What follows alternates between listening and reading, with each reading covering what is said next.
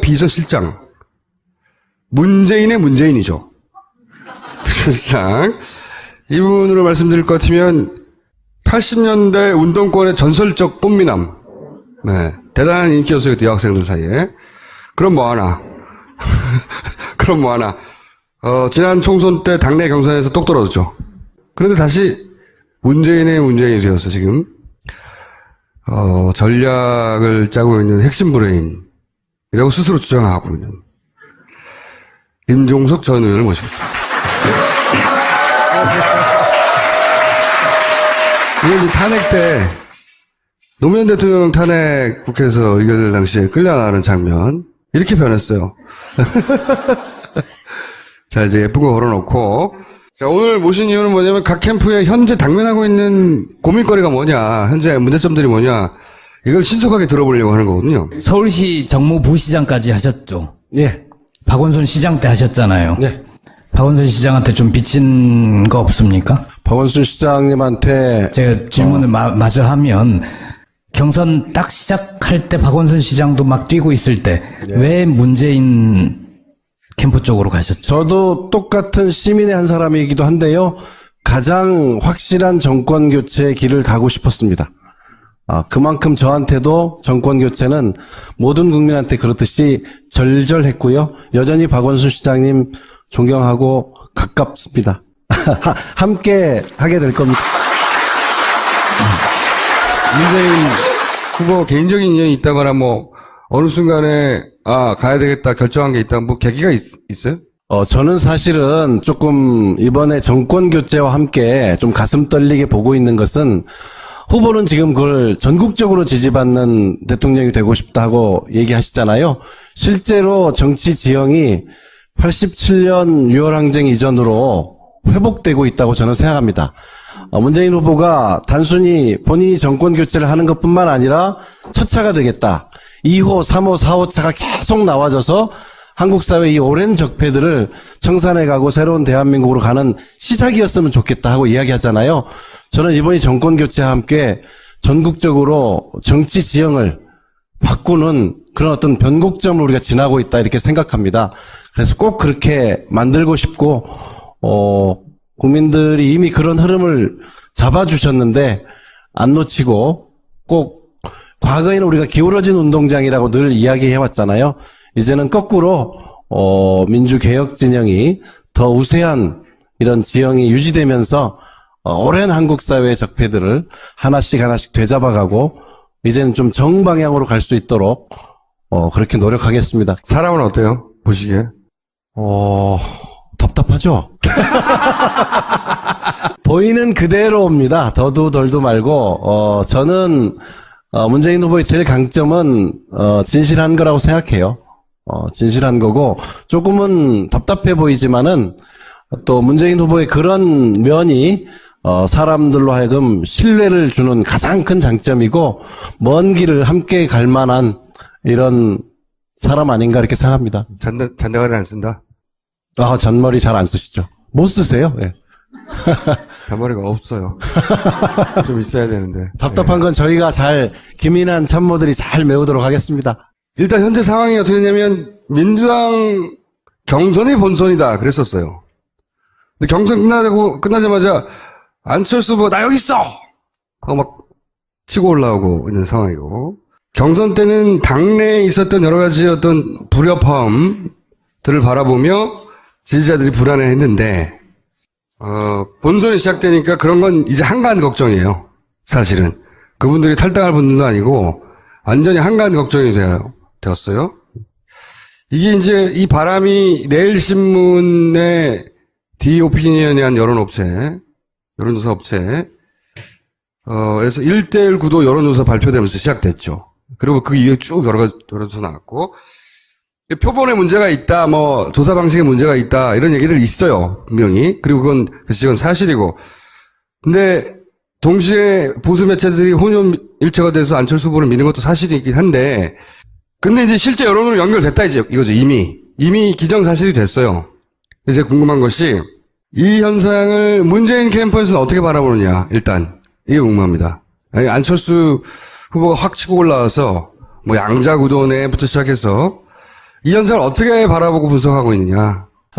사실 이제 양자구도로 여론조사를 하는 거는 조금, 지나친 상상에 의한 거기 때문에 저희들은 그거를 뭐 중요하게 생각하지는 않는데, 어쨌든 안철수 의원이 많이 달라졌죠. 네, 많이 달라지고, 또 실제로, 많이 관심 속으로 들어오고, 또 지지율도 많이 올라온 것은 사실로 받아들이고 있습니다. 비슷한 수치의 여론조사가 몇 개 더 나올 거예요. 계속 나올 예, 거죠. 이게 이제 근데 그거는 어떻게 보면 당연스러운 게 문재인과 문재인 싫은 사람 이렇게 갈리는 거잖아요. 그러니까 아마 안철수 후보의 고민은 지금부터 아닐까 싶어요.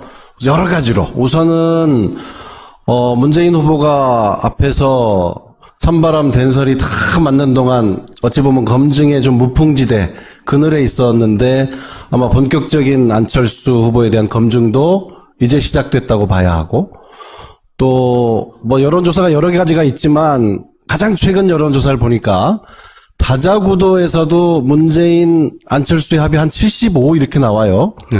뭐 3자로 줄여보면 80을 넘게 나오더라고요. 네.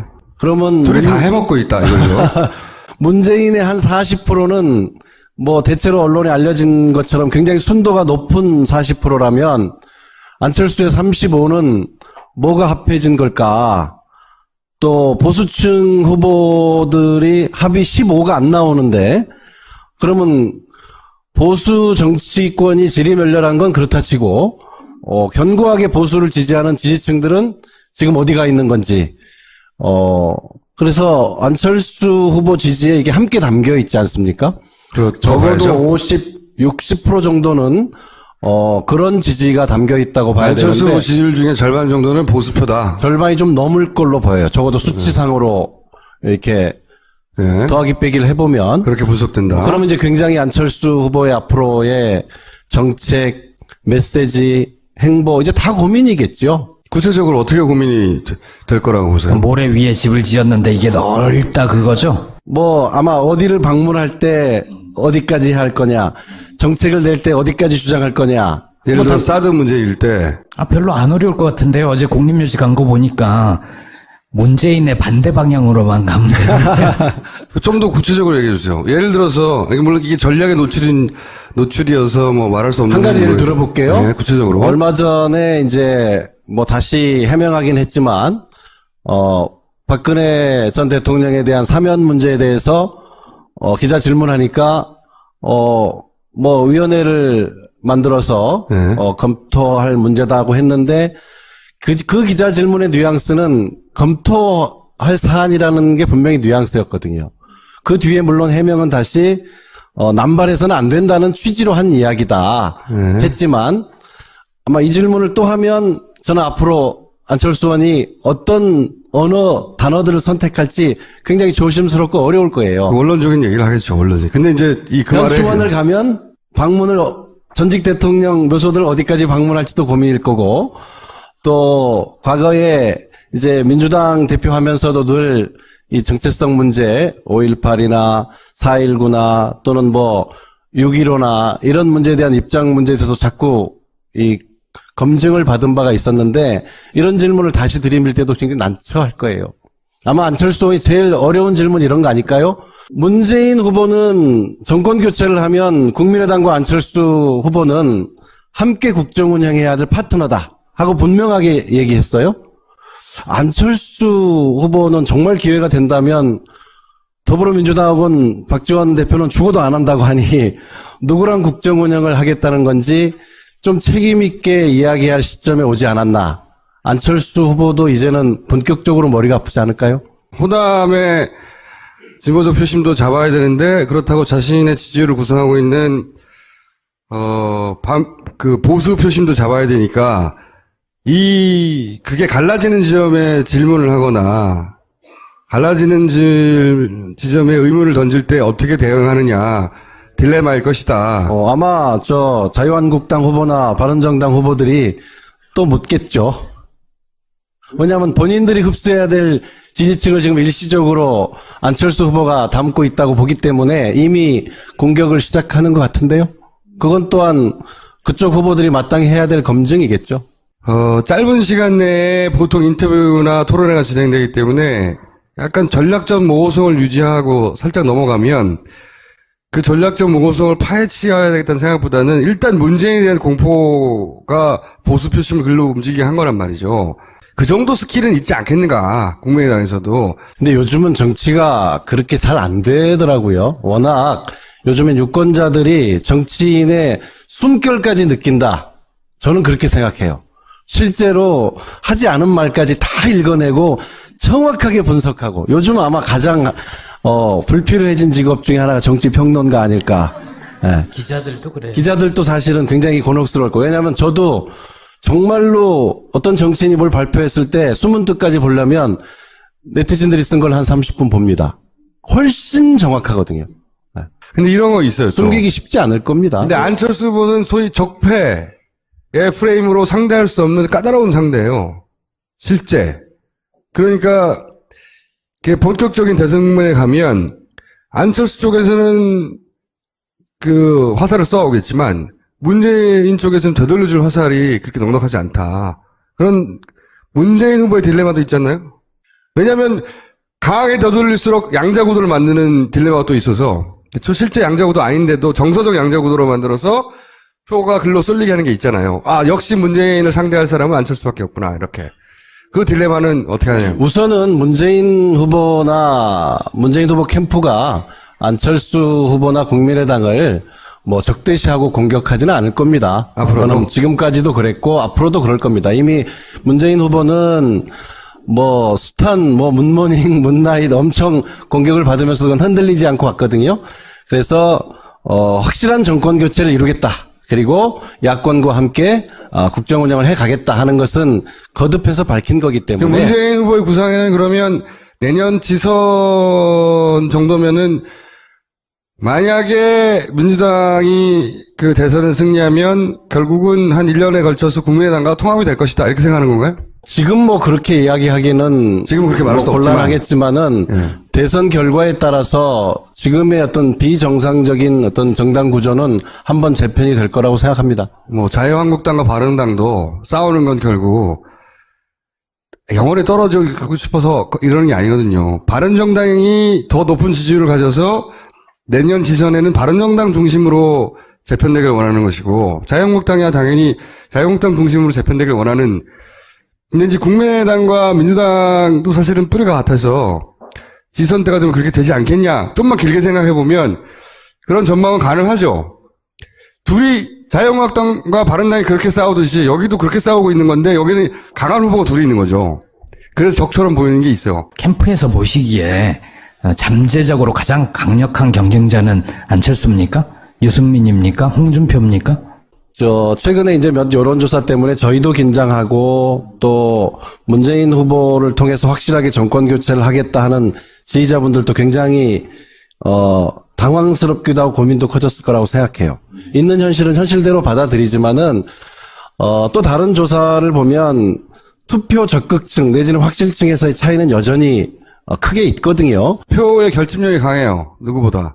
보수층이, 갈 곳을 잃어서 또는 보수층을 대표하는 후보가 도저히 마음에 안 들어서 지금 여론조사에 그렇게 답했다 할지라도 실제로 마지막 투표 행위까지 이어질 거냐 하는 문제는 간단한 문제가 아니죠.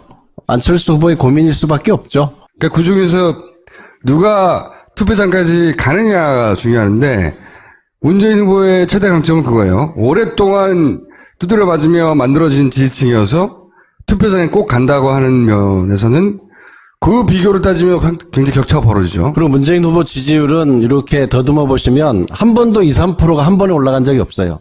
정말 1%씩 올라왔거든요. 저희가 20대 초반 내지는 10대 후반에서 머물러 있을 때 그때 박스권에 갇혀 있다고 언론에 많이 지적을 받았는데 어느 순간 30 가까이 갔어요. 그래서 또 머무니까 또 박스권에 갇혔다고 그러더라고요. 박스가 좀 움직이죠. 그래서 35% 넘고 최근에 다자고도에서는 40에 근접한 여론조사들이 나오는데 또 30대 후반 40 박스권에 갇혔다고 또 그러더라고요. 그래서 뭐 박스가 커지고 있는 건 분명하니까. 경선이 끝난 지 얼마 안 돼서 아직까지 반영이 안 됐을 수는 있는데 2위를 한 안희정 후보 그리고 3위 이재명 후보 둘이 비슷하잖아요. 이 지지자들을 이렇게 확 끌어안을 거라고 보시나요? 저희들로서도 최선을 다해서 안희정 후보, 이재명 후보의 뿐만 아니라 그 지지자들까지 함께 가기 위해서 문재인 후보와 저희 캠프가 할 수 있는 모든 노력을 다 할 것이고요. 이미 이제 안희정 지사나 이재명 시장이 흔쾌히 함께 할 이런 뜻을 밝혀주고 계시기 때문에 저희들 지금 언론에 안 나더라도 굉장히 활발하게 만나고 의논하고 있다는 말씀은 제가 사실로 확인해 드릴 수 있습니다. 문재인 적극 투표층이 탄탄하다는 것도 명백한 사실이지만 동시에 반문재인 구도라는 것도 굉장히 탄탄해요. 저 비호감에서도 가장 높죠. 아주 확고하다는 거죠. 그러니까 종편이 지난 대선 끝나자마자 지금부터 시작해서 지금까지 한 일은 단 한 가지예요. 뭘 하든지 간에 문재인만은 안 된다. 종편이 밀어주는 후보는 그때그때 바뀌었어요. 근데 안 되는 후보는 문재인 하나였거든요. 그러니까 선거는 구도인데 문재인 아닌 사람 다 모여라 구도도 확실하거든요. 이 구도를 한 달 만에 깰 수는 없잖아요. 4년간 이어진 거니까. 그러면 남은 한 달간 이 구도를 상대하는 전략은 있습니까? 기본적으로는 지금까지 온 것처럼 갈 겁니다. 저희들은 문재인을 통해서 정권 교체하겠다는 국민들을 보고 갈 생각이고요. 저는 적어도 다자구도가 양자구도로 좁혀지는 일은 없을 거라고 생각합니다. 그거는 보수층의 후보들이 다 포기한다는 건데, 아까 우리 김총재께서 얘기하신 언론에서 두 사람을 붙이는 여론조사가 많다고 했는데 저는 그게 의도적인 거죠. 허상을 두고 여론조사를 한 거죠. 문재인을 지지하느냐, 지지하지 않느냐를 갖고 하는 건데 그것은 현실에서 일어날 수 없는 여론조사를 하고 있기 때문에 저는 기본적으로 다자구도는 유지된다고 봅니다. 그 여론조사의 목적은 이런 거죠. 그러니까 후보 단일화가 안 될 것 같으니까 시간도 짧고 정서적으로 유권자가 단일화해서 될 놈 밀어주라 이런 시그널을 계속 보내는 거죠 지금. 정당은 지금 보수 정당의 후보들이 굉장히 지지율이 낮지만 1, 20년 된 정당이 아니잖아요. 그리고 대선 치르고 마는 게 아니기 때문에 내년 아까 얘기하셨잖아요. 내년 지방선거 그다음 총선 이런 연속성을 갖고 있어서 저는 후보를 유지하기도 하려니와 최종적으로는 보수 지지층이 어느 정도는 자기 정체성에 맞는 후보를 선택할 거라고 봅니다. 또는 기권층이 많아지든지. 옛날에 이인재 찍으면 김대중 된다 출발이거든요. 조선일보가 퍼뜨린 프레임이죠. 근데 실제로 그렇게 됐어. 이인재 당시 후보가 20% 가까이 득표하고 보수표를 가져왔기 때문에 결국 김대중 어렵게 간신히 그 IMF 상황에서도 이겼단 말이죠. 그 기억이 있어서 거꾸로 이 프레임이 먹힌다는 거죠. 그렇긴 한데 저희가 그렇다고 해서 그런 걱정이 있다고 해서 정치적으로 얕은 수를 내는 것보다는 저는 전공법이 좋다고 보는 거는 옳다고 보는 거는 낮게 나왔을 때도 정권 교체가 돼야 한다. 이렇게 보는 국민들이 60%를 넘습니다. 될 것이라고 보는 국민들은 더 높아요. 그래서 우리가 그것을 보고 가야지 여기서 정치적인 수를 내려고 하는 것은 오히려 핵심 이 지지층을 잃게 될 거다. 기본 전략대로 그냥 간다. 네. 네. 다만 저희가 지금 요번 주 다음 주 최선을 다해야 할 것은 함께 경쟁했던 후보들 또 그 지지자들과 흔쾌하게 함께 갈 수 있는 문재인 후보가 이야기하는 것처럼 완전한 한 팀이 되는 것을 정성에 또 정성을 들이려고 합니다. 근데 지금 말씀하신 거로는 다자구도가 지속될 것이다라는 건 정말 좀 앞으로 다른 변수들이 없었으면 한다라는 바람이 섞여 있는 거 아닌가요? 그렇죠. 후보는 사자구도 이상이 유지되는데 네. 보수층이 자기 층을 대표하는 후보는 도저히 안 될 것 같으니까 유권자가 몰아서 그렇게 만들려고 지금 하는 거죠. 반문재인 선택을 한다. 하게 만들려고 노력하고 있고 그 결과가 지금 안철수 후보의 지지율 상승으로 나타난 거죠. 저는 안철수 후보 지지자들 중에도 상당수는 정권 교체 때문에 안철수 후보를 지지하는 분들이 분명히 그게 안철수 후보의 고유의 표죠. 원래 안철수 고유의 예. 표죠. 예. 예. 그런데 그렇게 될 땐 아까 같은 우리 김어준 총재가 얘기하는 상황이 되면 그분들이 굉장히 고민하겠죠. 이것이 정권 교체인가 하는 고민을 근본적으로 하지 막판에 가서 할 않겠어요? 것이다. 이제 문재인 공포로 인해 줄 곳을 몰라 하던 표들이 홍준표로 달려갈 때 그런 가능성이 높지는 않다고 생각해요. 근데 달려갈 때 안철수는 결국은 범민주계야? 예를 들어서 나중에 민주당과 국민의당이 합당하면 내가 민주당 찍어준 거 아니야? 결국은 이런 생각할 수 있거든요. 굉장히 이상한 현상인 거죠. 지금 비정상적인 상황이에요. 보수의 대구가 다 몰려와서 결국은 민주당을 찍어주는. 근데 그걸 깨닫게 될 수도 있거든요. 한 달이면. 그럴 때 홍준표한테 만약에 간다고 쳐요. 홍준표는 그걸 원하죠. 나를 중심으로 모여라고 막. 근데 지금 보수 매체들은 안 도와주고 있죠. 안 될 것 같으니까. 근데 어제 손석희 사장에게 말도 안 되는 태도를 보이는 건 진보 진영에는 미친 걸로 보이지만 일부러 그런 거예요. 저도 방송에서 말을 저렇게 막 할 수 있으면 참 좋겠네요. 홍준표 후보가 보수 매체가 안 도와주는 가운데서도 혼자 힘으로 포탈을 장악했잖아. 다 봤어, 전 국민이. 그걸 보고 미쳤다고 생각도 하겠지만, 이야, 대단하네. 이렇게 생각하는 사람이 저쪽에는 있어요. 만약에 그 일은 방황하는 표가 홍준표한테 갈 때 그게 진짜 위기다. 진정한. 저는 그렇게 생각하는데, 가능성은 낮다. 하지만, 그럴 때는 이쪽 진영은 표를 갈라먹고 저쪽은 뭉치게 되는 거죠. 경선의 전략과 본선의 전략은 좀 다르잖아요. 네. 근데 경선에서 참 너무나 많은 힘을 쏟은 거 아닌가 싶을 정도로 굳이 저렇게까지 해야 되나 싶을 정도로 힘을 많이 쏟으셨어요. 경선과 다른 본선에서 문재인 후보는 이걸 보여주겠다. 뭐 공개할 수 있는 전략이 있나요? 뭐 꼭 1차에 끝내야 되겠다 하고 이를 악문 게 아니고 선거 일정 자체가 예측하지 못하게 당겨지면서 저희가 예선과 본선을 한 번에 보고 가는 것이 옳다. 그것이 더 책임 있는 태도다. 예선 때는 예선에 충실하고 본선에 가서 공약을 발표하고 하는 일반적인 선거운동 방법은 오히려 예의가 아니겠다. 지금 일반적인 선거라면 12월 말 기준이라면 지금 11월 들어서 있는 거 아니겠어요. 예, 보통 그때쯤은 거의 변수가 없다고 얘기할 정도 시점이고 소위 정책이라는 게 전혀 먹히지 않는 흔히 이제 그런 시점인데 저희들이 그래서 예선과 본선을 한 판으로 보고 일찍부터 책임 있게 정책을 발표하고 좀 함께 할 수 있는 사람들의 정권 교체에 함께 가야 한다는 사람들을 함께 모으기 위해서 최선을 다하는 과정이 우리 김보엽 기자님 얘기한 것처럼 그렇게 비쳤을 수는 있어요. 다시 홍준표 얘기를 하면 이 반문재인 구도에 올라타면 누구든 급상승하는 거예요. 지금은 이걸 홍준표가 타는 게 제일 무서운 상황이라는 거죠. 안 타게 만들어야 돼요. 이 안철수 후보가 생각 없이 한 달 전만 해도 한 자리 숫자예요. 지지세가 30% 갑자기 급증했잖아요.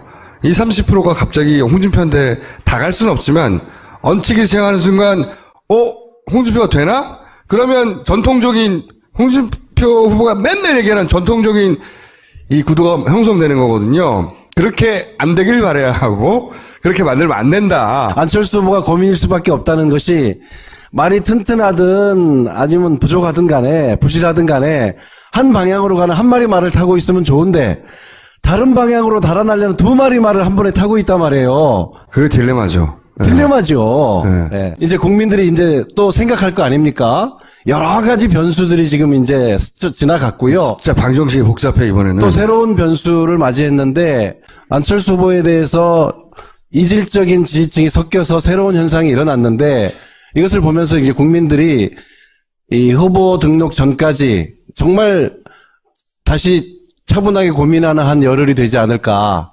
여하간 문재인 후보의 강점과 그리고 이 너무 문재인 후보를 중심으로 딱 갈라져서 이쪽으로 넘어오기 힘든 이 구도라는 약점을 동시에 안고 있는 여기 문재인 후보의 딜레마도 있는 거죠. 이쪽을 안 넘어와. 그러니까 민주당을 지지하고 심지어는 민주당의 그 후보였던 안희정을 지지했지만 안희정 후보가 안 되니까 절로 가버리는 거잖아요. 이 문재인 지지자들에게 한마디 하고 싶은 말씀 있으면 하시고 캠프에서 불안해하지 말라든 아니면 불안해하라든 불안해하니까 불안하니까 결집할 수도 있으니까 하시고 물러가 주세요. 정권 교체가 돼야 한다. 제일 최근 여론조사 63%까지 나온 걸 제가 확인했는데 될 것이다 하는 국민들은 더 높아요. 지금 이 국민들이 저는 문재인을 말로 선택했다고 생각합니다. 문재인 후보가 그 국민들을 선택한 것이 아니고 그 국민들의 이 염원이 문재인을 말로 택했다고 생각하는데요. 다른 생각 없이 그 국민들만 믿고 최선을 다하겠습니다. 그리고 정권 교체 함께 가야 할 세력이라면 서슴없이 손을 내밀어서 포용과 통합 행보를 통해서 조금 더 안심이 되는 이런 하루하루가 될 수 있도록 최선을 다하겠습니다. 우선 이번 주, 다음 주까지 함께했던 경쟁 후보들, 지지자들 정말 일체된 한 몸이 될 수 있도록 최선을 다하겠습니다. 알겠습니다. 감사합니다.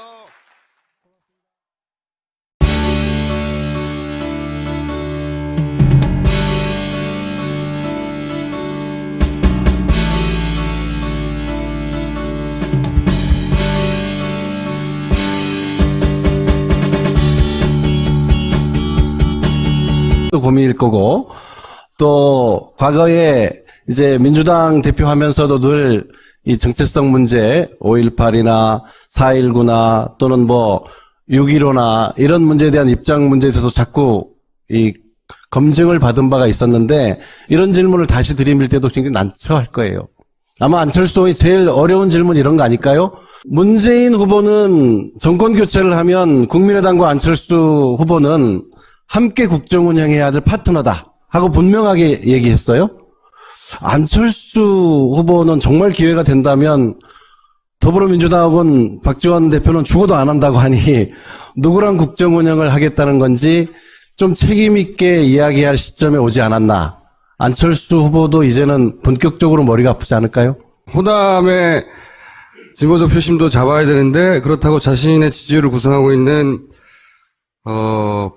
그 보수 표심도 잡아야 되니까 그게 갈라지는 지점에 질문을 하거나 갈라지는 지점에 의문을 던질 때 어떻게 대응하느냐 딜레마일 것이다. 아마 자유한국당 후보나 바른정당 후보들이 또 묻겠죠.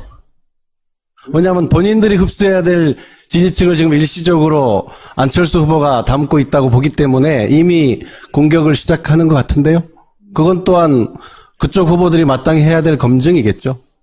짧은 시간 내에 보통 인터뷰나 토론회가 진행되기 때문에 약간 전략적 모호성을 유지하고 살짝 넘어가면 그 전략적 모호성을 파헤쳐야 되겠다는 생각보다는 일단 문재인에 대한 공포가 보수 표심을 글로 움직이게 한 거란 말이죠. 그 정도 스킬은 있지 않겠는가, 국민의당에서도. 근데 요즘은 정치가 그렇게 잘 안 되더라고요. 워낙 요즘엔 유권자들이 정치인의 숨결까지 느낀다. 저는 그렇게 생각해요.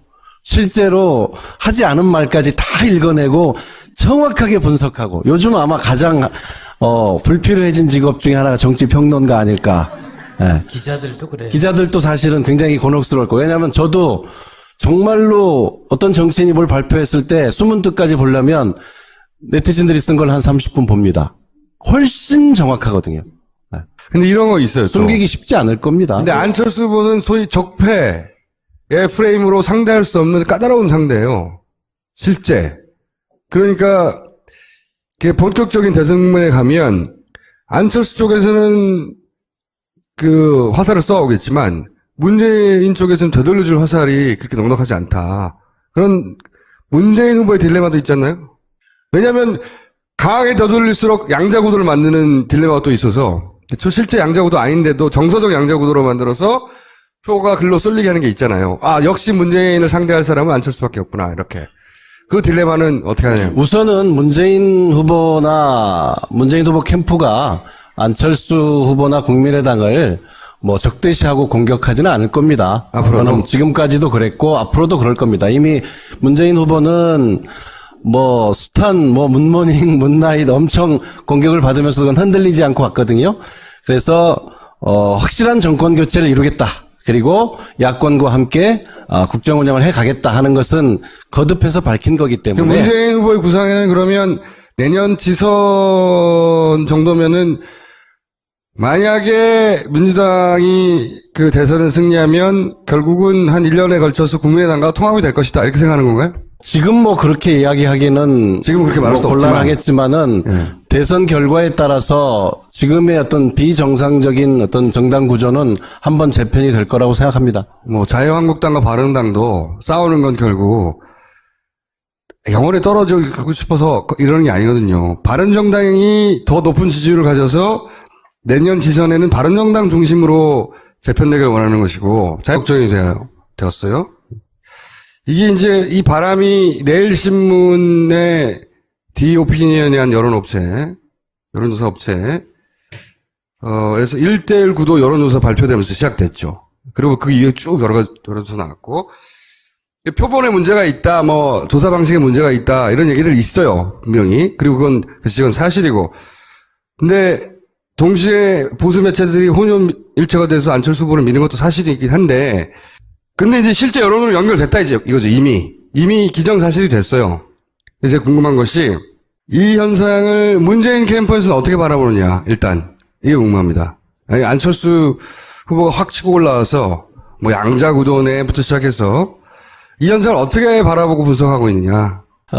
사실 이제 양자구도로 여론조사를 하는 거는 조금, 지나친 상상에 의한 거기 때문에 저희들은 그거를 뭐, 중요하게 생각하지는 않는데, 어쨌든 안철수 의원이 많이 달라졌죠. 네, 많이 달라지고, 또 실제로, 많이 관심 속으로 들어오고, 또 지지율도 많이 올라온 것은 사실로 받아들이고 있습니다. 비슷한 수치의 여론조사가 몇 개 더 나올 거예요. 계속 나올 거죠. 예, 이게 이제 근데 그거는 어떻게 보면 당연스러운 게 문재인과 문재인 싫은 사람 이렇게 갈리는 거잖아요. 그러니까 아마 안철수 후보의 고민은 지금부터 아닐까 싶어요. 여러 가지로. 우선은, 문재인 후보가 앞에서 찬바람 된설이 다 맞는 동안 어찌 보면 검증의 좀 무풍지대 그늘에 있었는데 아마 본격적인 안철수 후보에 대한 검증도 이제 시작됐다고 봐야 하고 또 뭐 여론조사가 여러 가지가 있지만 가장 최근 여론조사를 보니까 다자구도에서도 문재인 안철수의 합이 한 75 이렇게 나와요. 네. 뭐 3자로 줄여보면 80을 넘게 나오더라고요. 네. 그러면 둘이 다 해먹고 있다, 이거죠. 문재인의 한 40%는 뭐 대체로 언론에 알려진 것처럼 굉장히 순도가 높은 40%라면 안철수의 35는 뭐가 합해진 걸까? 또 보수층 후보들이 합이 15가 안 나오는데 그러면 보수 정치권이 지리멸렬한 건 그렇다 치고 견고하게 보수를 지지하는 지지층들은 지금 어디가 있는 건지 그래서 안철수 후보 지지에 이게 함께 담겨 있지 않습니까?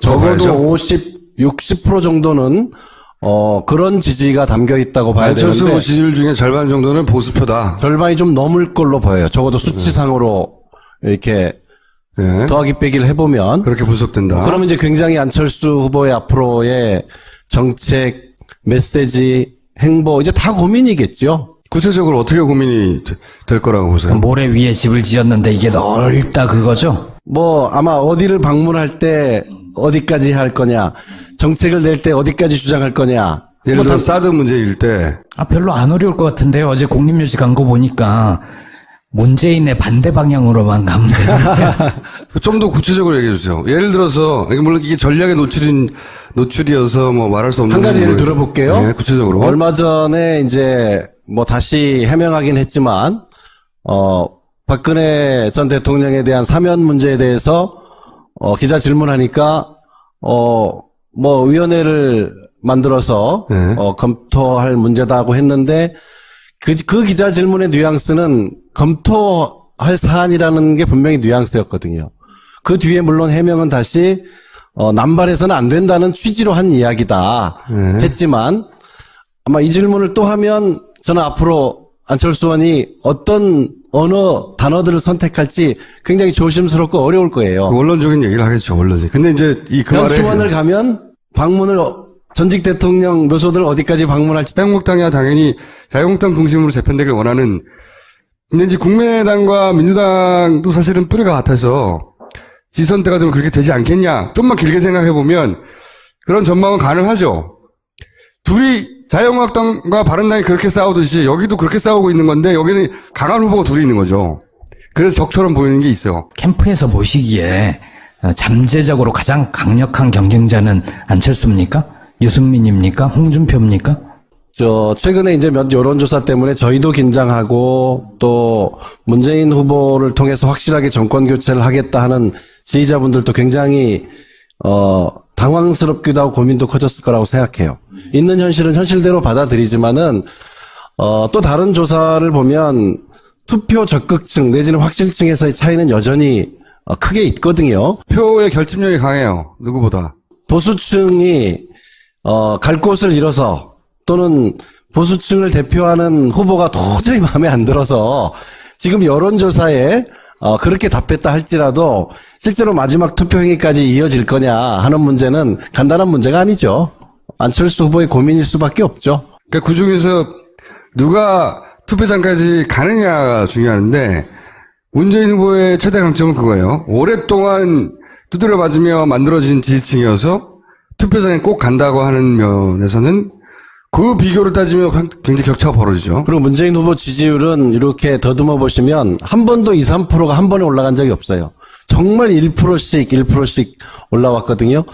저희가 20대 초반 내지는 10대 후반에서 머물러 있을 때 그때 박스권에 갇혀 있다고 언론에 많이 지적을 받았는데 어느 순간 30 가까이 갔어요.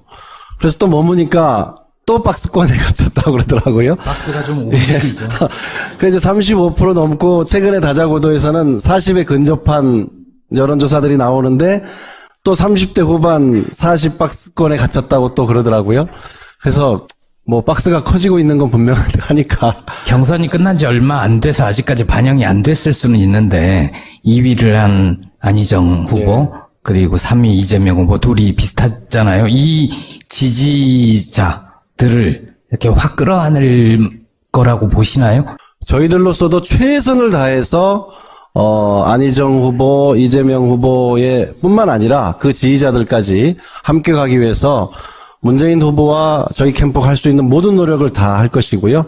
이미 이제 안희정 지사나 이재명 시장이 흔쾌히 함께할 이런 뜻을 밝혀주고 계시기 때문에 저희들 지금 언론에 안 나더라도 굉장히 활발하게 만나고 의논하고 있다는 말씀은 제가 사실로 확인해 드릴 수 있습니다.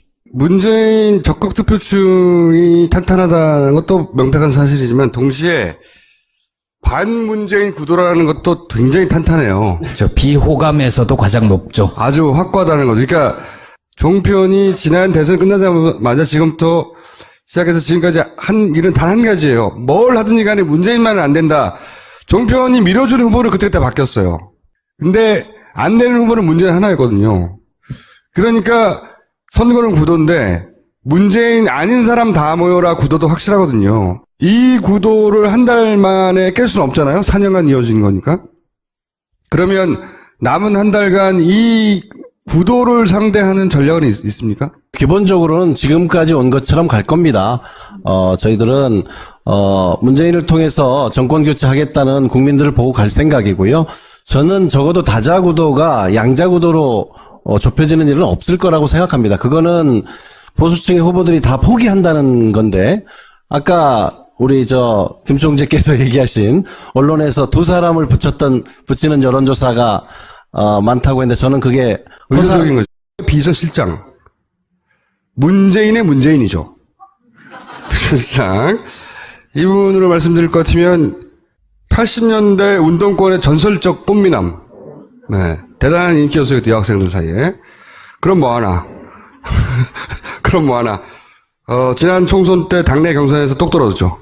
그런데 다시 문재인의 문재인이 되어서 지금 전략을 짜고 있는 핵심 브레인이라고 스스로 주장하고 있는 임종석 전 의원을 모시겠습니다.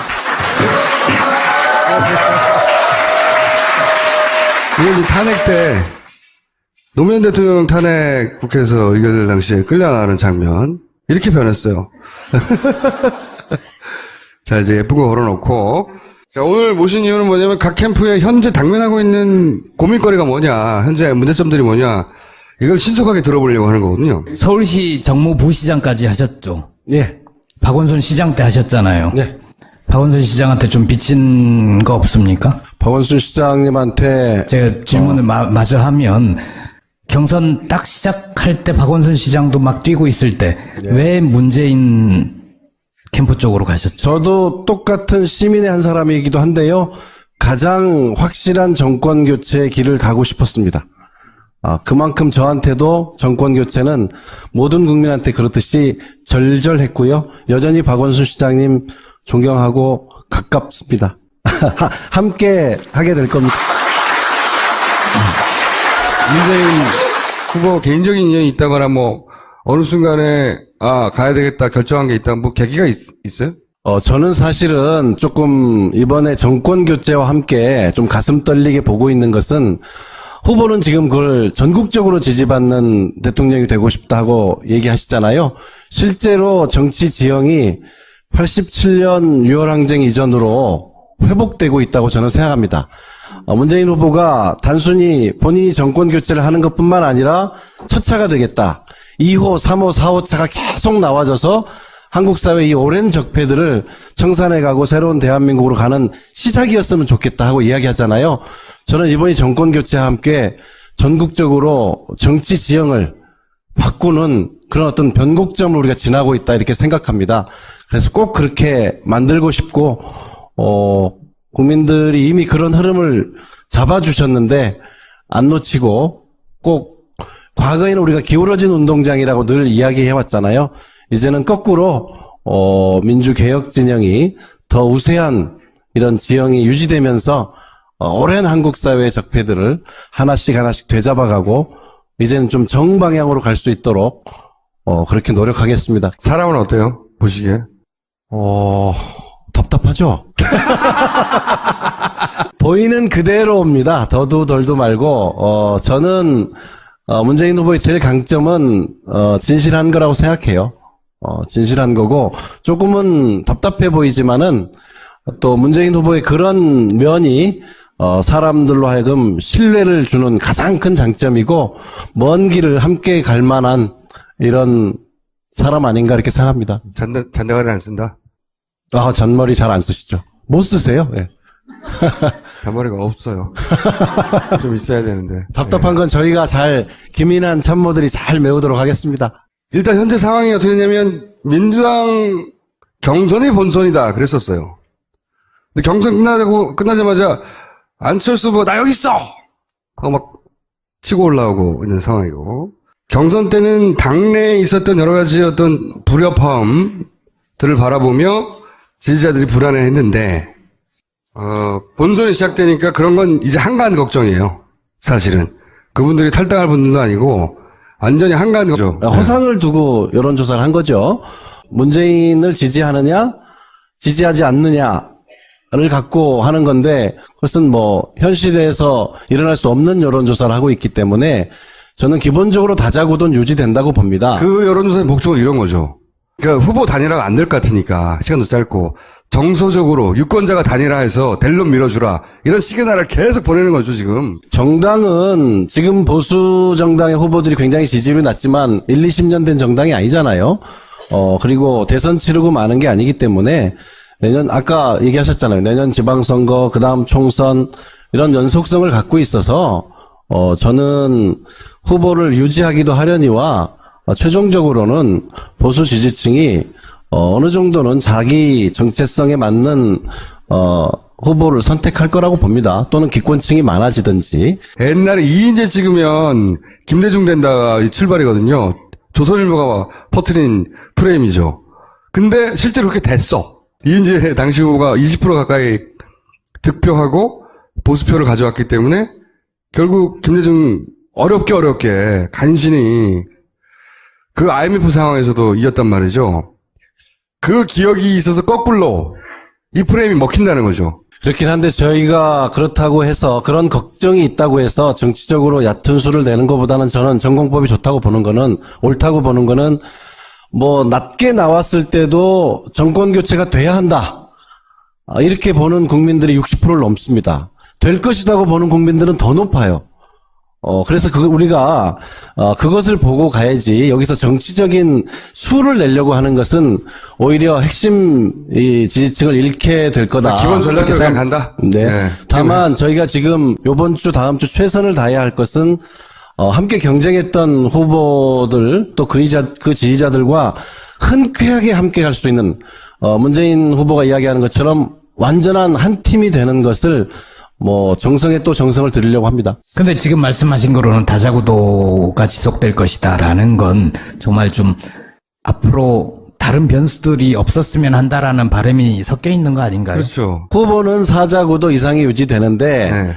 보수층이 자기 층을 대표하는 후보는 도저히 안 될 것 같으니까 유권자가 몰아서 그렇게 만들려고 지금 하는 반 거죠. 문재인 선택을 한다. 하게 만들려고 노력하고 있고 그 결과가 지금 안철수 후보의 지지율 상승으로 나타난 거죠. 저는 안철수 후보 지지자들 중에도 상당수는 정권 교체 때문에 안철수 후보를 지지하는 분들이 분명히 그게 안철수 후보의 고유의 표죠. 원래 안철수 고유의 예. 표죠. 예. 예. 그런데 그렇게 될 땐 아까 같은 우리 김어준 총재가 얘기하는 상황이 되면 그분들이 굉장히 고민하겠죠. 이것이 정권 교체인가 하는 고민을 근본적으로 하지 할 않겠어요? 것이다. 이제 문재인 공포로 인해 줄 곳을 몰라 하던 표들이 홍준표로 달려갈 때 그런 가능성이 높지는 않다고 생각해요. 근데 달려갈 때 안철수는 결국은 범민주계야? 예를 들어서 나중에 민주당과 국민의당이 합당하면 내가 민주당 찍어준 거 아니야? 결국은 이런 생각할 수 있거든요. 굉장히 이상한 현상인 거죠. 지금 비정상적인 상황이에요. 보수의 대구가 다 몰려와서 결국은 민주당을 찍어주는, 근데 그걸 깨닫게 될 수도 있거든요. 한 달이면. 그럴 때 홍준표한테 만약에 간다고 쳐요. 홍준표는 그걸 원하죠. 나를 중심으로 모여라고 막. 근데 지금 보수 매체들은 안 도와주고 있죠. 안 될 것 같으니까. 근데 어제 손석희 사장에게 말도 안 되는 태도를 보인 건 진보 진영에는 미친 걸로 보이지만 일부러 그런 거예요. 저도 방송에서 말을 저렇게 막 할 수 있으면 참 좋겠네요. 홍준표